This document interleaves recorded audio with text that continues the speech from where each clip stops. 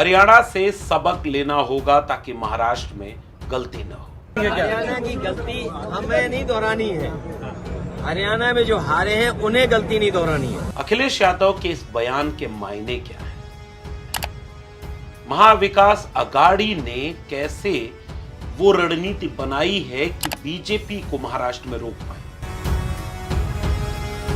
क्या वजह है कि सबसे पहली चुनावी रैली करने का श्रेय अखिलेश यादव की समाजवादी पार्टी को मिलता है? समाजवादी पार्टी जो इंडिया अलायंस का सबसे मजबूत स्तंभ आज की तारीख में बन गया है, वो महाराष्ट्र में कितनी सीटें मांग रही है और कांग्रेस पार्टी शरद पवार उद्धव गुट कितनी सीटें देने पर तैयार हो रहा है? क्या हरियाणा से सबक लेते हुए बीजेपी को हराने के लिए नाक छोटी और दिल बड़ा करने को विपक्ष तैयार है, या गलतियों पर गलतियां करते जाकर के हारी हुई लड़ाई बीजेपी को जीतने देगा?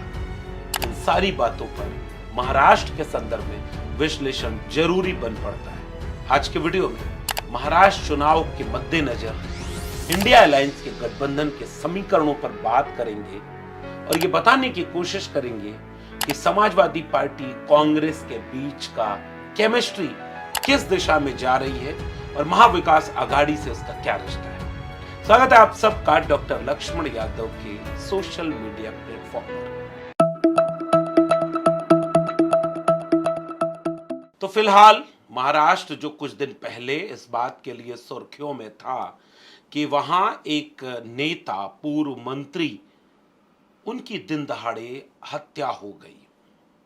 हत्या हुई, एक गैंग का उसमें नाम सामने आया। वो गैंग का सरगना जेल में बंद है, लेकिन माना यह जाता है कि वो जेल से इंटरव्यू भी दे लेता है, वो अपना गैंग चला भी लेता है। 700 शूटर उसके हैं। उत्तर प्रदेश के रहने वाले दो व्यक्ति जो बेरोजगार और अशिक्षित थे और कूड़ा बीनने का काम पुणे में रहकर करते थे, उन जैसे लोगों को अपने गैंग में शूटर के तौर पर शामिल कर लेता है और वहां पर एक हत्याकांड को अंजाम दे लेता है। यह अलग बात है कि उत्तर प्रदेश में जो वो घर है उन शूटरों का, उनके घर पर कोई बुलडोजर नहीं चला, उनकी तरफ से कोई गिरफ्तारी नहीं हुई, किसी के पैर में गोली नहीं लगी, कोई मतलब इस तरह का काम नहीं हुआ। हाँ, जो आरोपी हैं उनमें से अब तक 9 लोगों की गिरफ्तारी पुलिस ने कर ली है। लेकिन उस गैंगवार की शुरुआत, उस जो गैंग चलाता है उसका सरगना, उसके लोग लगातार अपने बयान, अपनी धमकी मीडिया में दे रहे हैं, लोगों तक पहुंचा रहे हैं और देश का खुफिया तंत्र ऐसा लगता है कि ये सब होने दे रहा है। जैसे एक बड़ी महत्वपूर्ण घटना हुई कि उसमें से एक शूटर का पुलिस की कस्टडी में भी इंटरव्यू हो गया। ये क्या सामान्य परिस्थितियां हैं? क्या शूटर ऐसे ही इंटरव्यू दे सकता है? हालांकि बाद में कुछ कार्रवाई लोगों पर हुई है, लेकिन ये किसके निशानदेही पर हुआ? महाराष्ट्र इन दिनों इस तरह की चर्चाओं में घिर गया है। मुख्यमंत्री महाराष्ट्र के एकनाथ शिंदे, उन्होंने 6 महीने पहले उस अपराधी का नाम लेकर के कहा था कि हम महाराष्ट्र को गैंगवार की आग में झुलसने नहीं देंगे, हम मिटा देंगे लोगों को। लेकिन फिर उसी अपराधी का नाम आया, लॉरेंस बिश्नोई का, और वही आरोप लग रहा है कि उसी की गैंग के लोग ये सब कर रहे हैं। तो महाराष्ट्र इतना तनाव में है, जबकि उत्तर प्रदेश होता तो बहराइच में दंगा होता, पैर में गोली मार दी जाती, गिरफ्तारी होती, बुलडोजर चलाने की तैयारी होती। लेकिन महाराष्ट्र में भी वही बीजेपी की सरकार है, ऐसा कुछ नहीं हो रहा है। तो सरकार अपना चलाने का तंत्र होता है। तो उत्तर प्रदेश से एक रिश्ता महाराष्ट्र का इस तरह से ही नहीं बनता। उत्तर प्रदेश में प्रमुख विपक्षी दल है इंडिया गठबंधन का समाजवादी पार्टी, और समाजवादी पार्टी ने इंडिया गठबंधन में एक बड़ी भूमिका निभाते हुए उत्तर प्रदेश के चुनावों में बीजेपी को रोकने में बड़ी कामयाबी हासिल की। समाजवादी पार्टी के मुखिया अखिलेश यादव का पीडीए एनडीए को रोकने में कामयाब रणनीति साबित हुआ और उसके बाद वो लगातार इस बात को साबित करते रहे कि इंडिया अलायंस को और कैसे मजबूत किया जाए और बीजेपी को देश की कुर्सी से हटाया जाए। राजनीतिक लड़ाई लड़ते हुए एनडीए को पीडीए हराए। इस रणनीति के साथ वो लगातार काम कर रहे हैं। हालांकि हरियाणा में भी ये रणनीति पर काम करना चाह रहे थे, लेकिन हरियाणा में एक भी सीट कांग्रेस पार्टी ने समाजवादी पार्टी को नहीं दी। फिर समाजवादी पार्टी ने ऐलान किया कि हरियाणा में वो इंडिया गठबंधन के साथ चुनाव लड़ेंगे। अब बारी है महाराष्ट्र की। तो महाराष्ट्र अब सुर्खियों में चुनावों के जरिए भी है। महाराष्ट्र में चुनावों की घोषणा हो चुकी है। मैं पिछले दिनों कई बार महाराष्ट्र गया और वहां समझने की कोशिश की। महाराष्ट्र में जो सबसे पहली बात मुझे समझ में आई, पहली बात यह है कि भारतीय जनता पार्टी ने किस तरीके से शिवसेना को तोड़ करके एकनाथ शिंदे को अपने साथ लेकर के सरकार बनाई। महाभ्रष्टाचारी कहे जाने वाले अजित पवार को शरद पवार की पार्टी एनसीपी तोड़ करके अपनी सरकार में शामिल किया। इस बात को लेकर वहां के लोगों में ठीक ठाक नाराजगी है। एनसीपी शरद पवार और शिवसेना उद्धव गुट, इन दोनों के बीच जो एक इमोशन है, उनका कैडर उनकी इमोशन से जुड़ा हुआ है, पार्टी से जुड़ा हुआ है। पिछले लोकसभा चुनावों में भी इसका असर देखने को मिला और महाराष्ट्र में एनसीपी, शरद पवार गुट और उद्धव ठाकरे की शिवसेना ने अच्छा प्रदर्शन किया। हालांकि दावा यह किया जा रहा था कि जो दगाबाज घोषित कर दिया जाएगा शिवसेना का एकनाथ शिंदे, उसे बिल्कुल सीटें नहीं मिलेंगी, अजीत पवार को बिल्कुल सीटें नहीं मिलेंगी, लेकिन उतना दावा सही साबित नहीं हुआ। एकनाथ शिंदे की पार्टी को भी सीटें मिली और वो दगाबाज साबित नहीं हुए। लेकिन शिवसेना, उद्धव गुट और एनसीपी, शरद पवार गुट को लेकर एक सिंपैथी है। कांग्रेस इस सिंपैथी को कितना चैनलाइज कर पाती है, इस बात को लेकर के महाराष्ट्र में एक अंडर करंट है। दूसरी तरफ महाराष्ट्र में एससी, एसटी, ओबीसी कम्युनिटी चूंकि बहुत सक्रिय है। महाराष्ट्र ज्ञानदेव, नामदेव, तुकाराम की जमीन है, फूले की जमीन है, डॉक्टर अंबेडकर की कर्मभूमि रही है। किसान आंदोलन महाराष्ट्र में बहुत मजबूत रहा है, खासकर विदर्भ के इलाके में तो आज भी बीजेपी के खिलाफ बहुत ज़्यादा माहौल है। तो ये सब पृष्ठभूमि भी बीजेपी को कमज़ोर करेगी, एक चुनौती पेश करेगी। इस तरह के सकारात्मक पहलू महाविकास अघाड़ी के पक्ष में है। लेकिन एक चुनौती है वो ये कि लोकल लीडरशिप कई जगह समझौता परस्त होकर के ईमानदारी से चुनाव नहीं लड़ती, जिसमें सबसे बड़ा नाम कांग्रेस पार्टी का आता है। कांग्रेस पार्टी के लोकल लीडरशिप में अगर यह तालमेल बना लिया जाए कि हम सीटों का बंटवारा अच्छे से कर लेंगे, जैसे मीडिया में जब बयान आया तो कांग्रेस पार्टी की तरफ से सुप्रिया श्रीनेत से लेकर के कई नेताओं के बयान आए कि बड़े लेवल पर सीट शेयरिंग हमने कर ली है, कुछ सीटों पर पेच फंसा हुआ है जिसके बारे में अंतिम निर्णय हाईकमान लेगा। एनसीपी की तरफ से भी ऐसे ही कुछ संकेत है। सुप्रिया सुले उनके बड़ी चेहरा हैं जो लगातार गठबंधन को आगे बढ़ाने में काम कर रही हैं। शिवसेना की तरफ से, उद्धव गुट की तरफ से संजय राउत का बयान मीडिया में आया और वो ये बात कह रहे कि जल्दी से जल्दी हम कांग्रेस को चाहते हैं कि वो सीट शेयरिंग कर ले। विडंबना और विरोधाभास देखिए कि 3 पार्टियां हैं महाविकास अघाड़ी की, लेकिन आज की तारीख तक जब हम बात कर रहे हैं 19 अक्टूबर, लगभग 1 महीना बचा है, केवल 1 महीना, और महाविकास अघाड़ी की तरफ से अभी उम्मीदवारों की घोषणा नहीं हो पाई है। ऐसा भी नहीं हुआ है कि कुछ सीटों पर घोषणा हो जाए, बाकी जहां पेच फंसा हो उस पर बाद में हो, अभी सारा पेच फंसा हुआ है।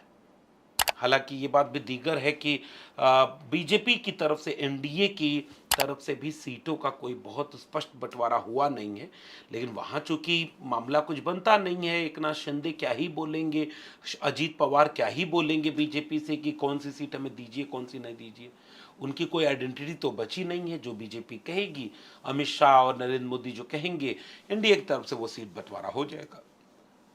चुनौती महाविकास अघाड़ी के लिए 3 अलग अलग पार्टियां हैं, तीनों का अपना काम करने का तरीका है, तीनों का अपना दावा है और इसके बीच में वो दावा भी पुख्ता नहीं हुआ है। उस दावे को एक छोर से अखिलेश यादव ने और एक एक एक एंगल से जोड़ा है। समाजवादी पार्टी का महाराष्ट्र में कोई बहुत बड़ा जनाधार हो, यह बात उचित नहीं है, लेकिन बिल्कुल जनाधार न हो, यह बात और भी उचित नहीं है। एक जमाने में समाजवादी पार्टी के 6 एमएलए वहां चुनाव जीता करते थे। आज के तारीख में समाजवादी पार्टी के 2 एमएलए हैं और खुद प्रदेश अध्यक्ष अबू आसिम आजमी वहां एक बड़ी मजबूती से समाजवादी पार्टी को आगे बढ़ाने का काम करते हैं। इस बार समाजवादी पार्टी की तरफ से अखिलेश यादव और अबू आसिम आजमी ने 12 सीटों की एक सूची पूरे विवरण के साथ किन वजहों से वो सीटों को दावेदारी में रख रहे हैं, मालेगांव से लेकर धुलिया पर 2 रैली अखिलेश यादव ने कर दी। उन सूचियों के साथ अखिलेश यादव एक ऐसे सुलझे हुए नेता की तरह, उन्हें स्पष्ट है कि बीजेपी को हर हाल में सरकार में आने से रोकना है। भारतीय जनता पार्टी सरकार से बेदखल हो, इस बात को लेकर के बिल्कुल स्पष्ट है, इसलिए उनका पीडीए बहुत कारगर है। लेकिन अखिलेश यादव ने एक बढ़त ले ली। अभी तक कोई चुनावी जनसभा उस तरीके से महाराष्ट्र में नहीं हो पाई, लेकिन महाराष्ट्र में पहली चुनावी जनसभा खुद अखिलेश यादव ने की। 18 और 19 तारीख यानी 2 दिनों के भीतर मालेगांव और धुलिया में 2 जनसभाएं की। मालेगांव की जनसभा रात की थी, शाम ढल रही थी, सूरज डूब चुका था और आसमान में बादल छाए हुए थे और बारिश होने लगी। फिर भी एक ऐसी पार्टी जिसका मूल जनाधार उत्तर प्रदेश में है, लेकिन उसके नेता जब उत्तर प्रदेश से निकलकर महाराष्ट्र में रैली करने गए तो बारिश में भीगते हुए भी लाल टोपियां पूरे परिसर में दिखती रहीं। अखिलेश यादव ने बारिश में भीगते हुए भी जनसभा को संबोधित किया। उसके बाद दूसरी जनसभा धुलिया में हुई। ये 2 सीटें ऐसी पुख्ता सीटें हैं जिस पर समाजवादी पार्टी दावा कर रही है। इसके अलावा 4 सीटें और हैं जिस पर आज कुछ वक्त पहले समाजवादी पार्टी के एमएलए हुआ करते थे, उन पर भी दावा किया जा रहा है। और कुछ सीटें और जहां का समीकरण समाजवादी पार्टी के पक्ष में जाता है, उसको भी अखिलेश यादव ने वहां साझा किया। क्या होगा महाविकास आघाड़ी के सामने?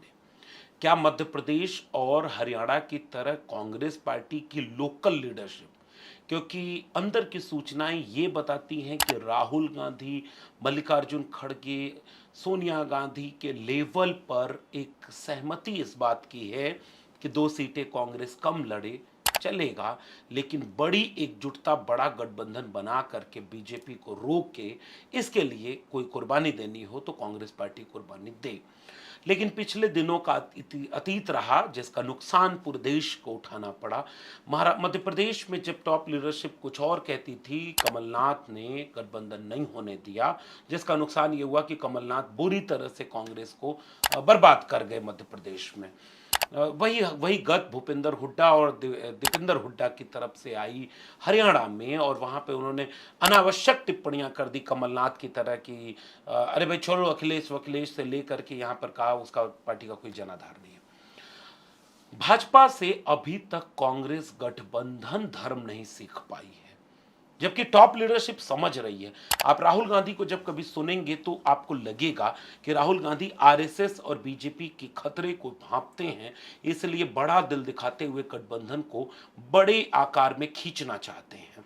लेकिन लोकल लीडरशिप, राज्य की लीडरशिप कई जगहों पर यह मुश्किल पैदा करती जा रही है, जिसके चलते राज्यों में गठबंधन कई जगह नहीं हो पा रहे हैं।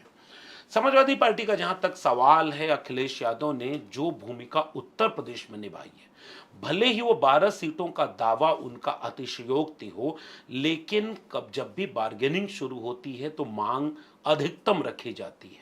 जब टेबल टॉक होती है तो टेबल टॉक पर वो बीच का रास्ता निकाल करके 2 सीटें, 4 सीटें, 6 सीटों तक बात बन जाती है।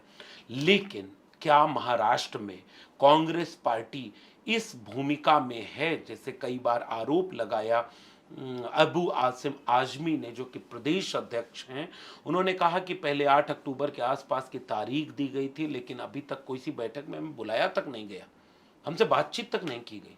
कई बार ये भी होता है कि गठबंधन में बात बन ही ना पाए, जैसे कोई पार्टी अपने नेताओं को भी टिकट नहीं दे पाती, एक एक जगह पर 3 से 4 बड़े दावेदार होते हैं, लेकिन अगर पार्टी सक्षम है राजनीति करने में तो वो एक टिकट देकर के बाकी 2 को संतुष्ट करती है।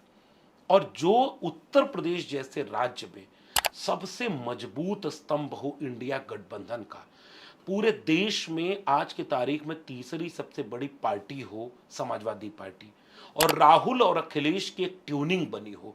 पिछले दिनों जम्मू कश्मीर के मुख्यमंत्री के शपथ ग्रहण में राहुल और अखिलेश की जो आत्मीय तस्वीरें आई, उन्होंने भी उस केमिस्ट्री को मजबूत किया कि हाँ, टॉप लीडरशिप के लेवल पर एक अच्छी केमिस्ट्री बनी है। दोनों आरएसएस और बीजेपी के खतरे को समझते हैं, दोनों देश के नौजवानों बेरोजगारों की बात करते हैं, दोनों जाति जनगणना की पैरोकारी करते हैं, दोनों संविधान को बचाने की बात करते हैं, दोनों बाबा साहब अम्बेडकर के सपनों का भारत बनाना चाहते हैं, समाजवादी अम्बेडकरवादी विचार का भारत बनाना चाहते हैं। इसलिए शीर्ष नेतृत्व में एक बेहतर तालमेल दिखता है। लेकिन राज्य नेतृत्व कई बार इस तरह के कूटनीति में चूक जाता है, जिसका असर ये होता है कि छत्तीसगढ़ से लेकर के मध्य प्रदेश, हरियाणा से लेकर के कई राज्यों में उसका नुकसान उठाना पड़ता है। उम्मीद है कि महाविकास आघाड़ी बहुत जल्दी कोई तालमेल बना लेगा, और जो मौका हरियाणा में कांग्रेस पार्टी के पास था उससे बड़ा मौका महाराष्ट्र में, मैं महाराष्ट्र गया हूं, उस सिलसिले में उस आधार पर मैं आपको ये साझा कर रहा हूं कि महाराष्ट्र की जनता बीजेपी से त्रस्त है। लेकिन बीजेपी से त्रस्त तो हरियाणा की जनता भी थी, गांव में घुसने नहीं दे रही थी, बीजेपी सरकार बना ले गई, आज की तारीख में उनका एक मुख्यमंत्री है। तो अखिलेश यादव ने जो बात कही थी कि सबक सीखते हुए, दिल बड़ा करते हुए, अगर एक बड़ी दूर की राजनीति के लिए कांग्रेस पार्टी और महाविकास आघाड़ी तैयार होगा तो भाजपा के लिए महाराष्ट्र एक बहुत मुश्किल लड़ाई होने जा रहा है। आपका क्या मानना है नीचे कमेंट बॉक्स में जरूर बताइएगा। फिर मिलेंगे किसी और टिप्पणी और विश्लेषण के साथ, तब तक के लिए।